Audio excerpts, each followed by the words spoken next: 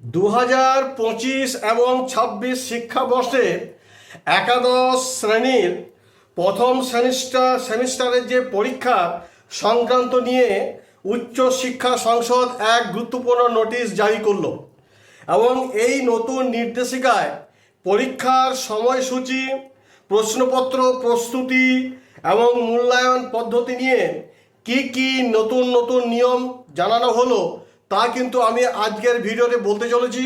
সুতরাং যে সমস্ত ছাত্রছাত্রীরা এই 2025-26 সিজনে, বিশেষ করে এখন এই 25-এ ক্লাস 11-এ পড়াশোনা করছো, তোমরা যদি এই ভিডিওটি দেখে থাকো প্রথম থেকে শেষ পর্যন্ত দেখো, ভালো লাগলে অবশ্যই কিন্তু একটা সাবস্ক্রাইব করে দিও আর পাশে থাকা বেল আইকনটিকে প্রেস করতে একেবারেই ভুলো না। দেখো, 2025-26 শিক্ষাবর্ষে একাদশ শ্রেণীর প্রথম সেমিস্টারের পরীক্ষা সংক্রান্ত একটি গুরুত্বপূর্ণ নোটিশ জারি করলো উচ্চশিক্ষা সংসদ এবং এইখানে তোমাদের কিন্তু নতুন নতুন কতগুলো নিয়মের কথা কিন্তু বলে দেওয়া হয়েছে। সেইগুলো কিন্তু আমি তোমাদের একটার পর একটা সেইগুলো কিন্তু আমি তোমাদের জানাচ্ছি। তোমরা সেগুলো নোট করে নাও, কারণ এটা তোমাদের পক্ষে বিশেষ খুবই গুরুত্বপূর্ণ এবং তোমাদের এটা কাজে লাগবে। যেমন ধরো, নোটিশের প্রথম নিয়মই বলা হয়েছে যে ক্লাস 11-এ 2025-26 তোমাদের যে ফার্স্ট সেমিস্টার এবং সেকেন্ড সেমিস্টার যে পরীক্ষা সেটা কিন্তু হোম সেন্টারেই হবে, অর্থাৎ নিজের স্কুলেই কিন্তু তোমরা পরীক্ষা দিতে পারবে। অন্য কোনো স্কুলে পরীক্ষা দিতে যেতে হবে না বা বাইরে কোনো যেতে হবে না। অর্থাৎ তোমাদের যে পরীক্ষা ফার্স্ট সেমিস্টার এবং সেকেন্ড সেমিস্টার যে পরীক্ষা হবে তোমাদের কিন্তু হোম সেন্টার অর্থাৎ নিজের স্কুলে কিন্তু তোমাদের পরীক্ষা হবে, বাইরে কোনো স্কুলে যেতে হবে না বা বাইরে কোনো জায়গায় পরীক্ষা দিতে যেতে হবে না।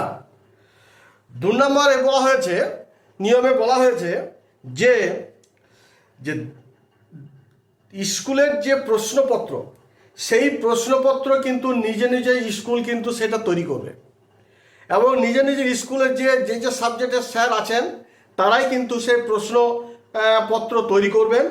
এবং এও বলা হয়েছে বাইরে থেকে কোনো সংস্থা থেকে যেন কোনো প্রশ্নপত্র না কেনা হয়, এটা কিন্তু বারবার কিন্তু একটা সতর্কবাণী করে দেওয়া হয়েছে।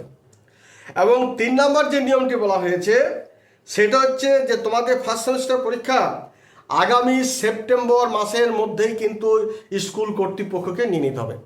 প্রত্যেকটা স্কুল কর্তৃপক্ষকে জানানো হয়েছে যে ক্লাস 11-এর ফার্স্ট সেমিস্টার যে পরীক্ষা সেপ্টেম্বর মাসের মধ্যেই কিন্তু কমপ্লিট করে নিতে হবে। এইবার প্রত্যেকটা স্কুল কিন্তু সেপ্টেম্বর মাসের মধ্যে যে স্কুল যেমন সুবিধা মতো বুঝবে সেই এরকম ডেট দিয়ে তারা কিন্তু কি করবে না পরীক্ষাটা নিয়ে নেবে।